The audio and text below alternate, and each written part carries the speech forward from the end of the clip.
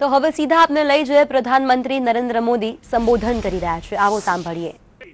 थोड़ी सी भी संवेदना होती, ऐसे सारे काम पूरे कर दिए होते तो मेरा किसान कभी कर्ज के बोझ में डूबा नहीं होता। अरे वो तो दुनिया को कर्ज देने की ताकत वाला बन गया होता।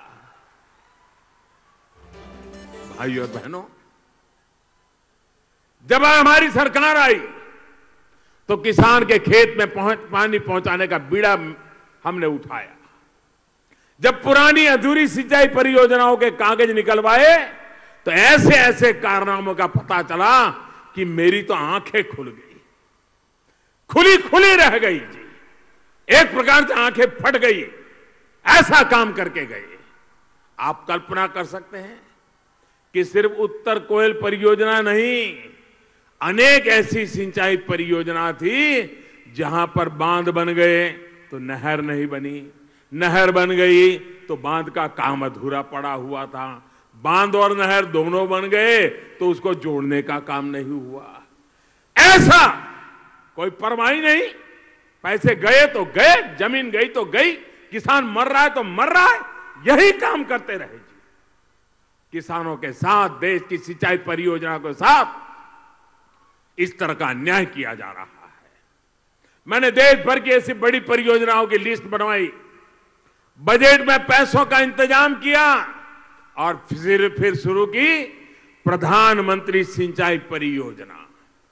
आज इस परियोजना की वजह से देश की उन 99 बड़ी परियोजनाओं को पूरा किया जा रहा है जो 30-30, 40-40 साल से अटकी पड़ी थी, फाइलें भी खो गई थी।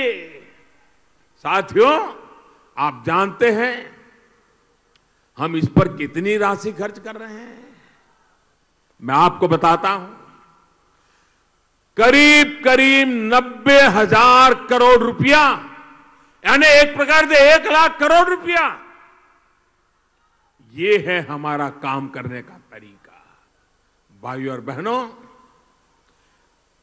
अगर मुझे राजनीति करनी होती, अगर मुझे किसानों को वोट बैंक का हिस्सा ही बना के रखना होता तो मेरे लिए तो बहुत सरल था। ये 1 लाख करोड़ रुपए की इतनी सारी योजनाओं के पीछे मेहनत करने की क्या जरूरत थी? दिन रात पूछताछ करने की क्या जरूरत थी? बाबुओं को दौड़ाने की क्या जरूरत थी? सीधा साधा 1 लाख करोड़ रुपया किसानों को कर्ज माफी कर करके बस बांट देता। लेकिन मैंने किसानों को गुमराह करने वाला रास्ता नहीं चुना, पाप नहीं किया। कर्ज माफी तो एक पीढ़ी की हो जाती, 1 साल की हो जाती, लेकिन 1 लाख करोड़ से जो पानी आएगा वो आने वाली सदियों तक लोगों का भला करेगा। किसान की 5-5, 25-25 पीढ़ी का भला करेगा। वो कभी कर्जदार न बने, ये ताकत उसको मिलने का काम हमने किया। हमने वो वोट बैंक की राजनीति नहीं की, हमने मेरे किसान को मजबूत करने का काम किया है। और इसलिए भाइयों बहनों, ये चुनाव जीतने के खेल जो चल रहे हैं, उसी खेल का परिणाम है कि उन्होंने किसान को कर्जदार बना के रखा है। उन्होंने नौजवान को याचक बना के रखा हुआ है। उन्होंने माता बहनों को असुरक्षित बना करके रखा हुआ है। उन्होंने सारी चीजें लोग सरकार के भरोसे जिए, ऐसी व्यवस्था बना करके रखी है। उस व्यवस्था को बदलने के लिए मैं कोशिश कर रहा हूं। देश सरकार से नहीं, देश देशवासियों से चलना चाहिए। देश हम लोगों से नहीं, आपके लिए होना चाहिए। आपकी ताकत के भरोसे चलना चाहिए। इस इरादे से हम काम कर रहे हैं। भाइयों बहनों, सरकार के निरंतर प्रयास का वजह से आज अनेक योजनाएं पूरी हो चुकी है। और मैं ज्यादातर देख रहा हूं, बहुत से प्रोजेक्ट आखिरी चरण में पहुंच गए हैं। और आखिरी चरण में है इसी बात को लेकर के, ये पहले की सरकारों जो किसानों को वोट बैंक समझने वाले हों और हमारी सरकार किसानों को अन्नदाता समझती है, इसका सीधा सीधा फर्क है। आपको ये फर्क ये टीवी के एयर कंडीशन रूम में बैठे हुए लोगों से कभी पता नहीं चलेगा, अखबार की सुर्खियों में नहीं पता चलेगा। और इसलिए भाइयों बहनों, देश के उज्जवल भविष्य के लिए किसान को ताकतवर बनाना, इस राग पर चलना है। और हमने सिर्फ और सिर्फ अपने कर्म और अपने कर्तव्य, किसानों की सेवा करना, देश की सेवा करना, यह हमारा धर्म मान करके काम कर रहे हैं। साथियों, हमारी सरकार खेती और किसान को सशक्त करने के लिए एक नई सोच के साथ आगे बढ़ रही है। हमारा प्रयास बीज से बाजार तक नई व्यवस्थाएं खड़ी करके किसान को मजबूत करने का है। भाई और बहनों, देश की तमाम सरकारों ने आजादी के बाद से ही अपनी समझ और क्षमताओं के हिसाब से काम किया। किसी ने नाम पर ध्यान दिया तो किसी ने काम पर ध्यान दिया। आज यहां प्रधानमंत्री आवास योजना के तहत 25,000 लोगों को नए घर मिले हैं। और इसलिए मैं आपको एक उदाहरण इस योजना का भी देना चाहता हूं। साथियों, 4.5 वर्ष पहले जब भारतीय जनता पार्टी की सरकार को आप सभी ने अवसर दिया था, तो हमने देश के गरीबों से, बेघरों से एक वायदा किया था। वायदा ये कि 2022 तक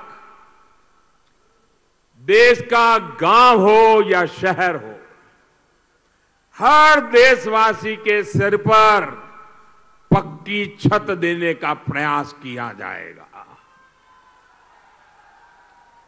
इस कोशिश में हमारी सरकार ने प्रधानमंत्री आवास योजना शुरू की। शहरों के लिए अलग, गांवों के लिए अलग। जब हमने इस योजना को शुरू किया तो फिर ये सवाल उठाया गया कि ऐसी योजना तो पहले भी थी, आप अलग क्या करेंगे, कैसे करेंगे? आप तो सिर्फ नाम बदल रहे हैं। शायद वो नाम बदलने से तिलमिलाए हुए हैं, लेकिन इस योजना में असली बदलाव क्या हुआ, कैसे हुआ, उसका प्रभाव क्या रहा, ये आज मैं आपके माध्यम से झारखंड की इस पवित्र धरती से देश के हर गरीब तक पहुंचाना चाहता हूं। भाई और बहनों, हमारे देश में गरीबों को घर देने के लिए योजना पहले भी चलती थी, लेकिन वो किसी परिवार के नाम से योजना चलती थी, उसमें घर की चिंता कम होती थी, परिवार का नाम बनाए रखने की चिंता होती थी। हमने आकर के बदलाव किया। हमने नरेंद्र मोदी आवास योजना नहीं बनाई, हमने नमो आवास योजना नहीं बनाई, हमने रघुवर दास आवास योजना नहीं बनाई। हमने सिंपल सी बात बता दी, ये प्रधानमंत्री आवास योजना होगी। जब भी जो प्रधानमंत्री आएगा वो उसको आगे बढ़ाएगा। नाम का झगड़ा नाम के लिए नहीं, काम होना चाहिए, ये कोचा। मैं जानना चाहता हूं, यहां किसी को याद नहीं होगा कि पहले जिस बड़े बड़े नेताओं के नाम पर योजनाएं चलती थी वो घर है कहां? कागज पे नजर आएंगे, धरती पर नजर नहीं आएंगे। ये रुपये कहां गए? कहां गए वो लोग? कहां गए वो घर? कहां गए वो पैसे? यही खेल चलता रहा भाइयों बहनों। पहले की योजना में क्या क्या होता था? जब तक उनके खासदारों को, उनके आसपास के चेले चपाटों को दक्षिणा नहीं देते, तब तक आपका नाम भी तय नहीं होता था। साथियों, देश में पहले जो आवास योजना थी उसमें किसे घर मिलेगा, कैसे मिलेगा, इसकी चयन प्रक्रिया में बहुत बड़े बड़े खेल